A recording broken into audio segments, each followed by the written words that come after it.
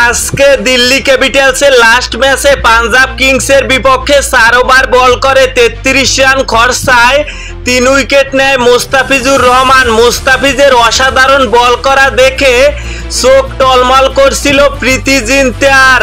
Death ওভারে মুস্তাফিজ আসলেই সেরা। মুস্তাফিজকে নিয়ে কি বলল ধারাভাষ্যকার সাইমন ডুল? তিনি বলেন, ডেথ ওভারে যে কয়জন সেরা বোলার আছে তার ভিতরে মুস্তাফিজ অন্যতম, কারণ তার কাটার আসলেই অসাধারণ।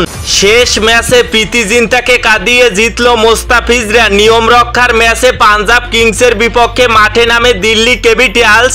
প্রথমে পাঞ্জাব কিংস ব্যাটিং করে 207 রান করে স্কোরবোর্ডে, তারপরে অসাধারণ ব্যাটিং করে ম্যাচটি জিতে নেয় দিল্লি ক্যাপিটালস। এ ম্যাচে 4 ওভার বল করে 33 রান খরচায় 3 উইকেট নেয় মুস্তাফিজ। পিএসএল খেলে এখন পর্যন্ত কত টাকা পেল রিশাদ হোসাইন? 35,000 মার্কিন ডলার পেয়েছে, যা বাংলা টাকায় প্রায় 45 লক্ষ টাকা। সাথে একটা 24 ক্যারেটের স্বর্ণের আইফোন জিতেছে।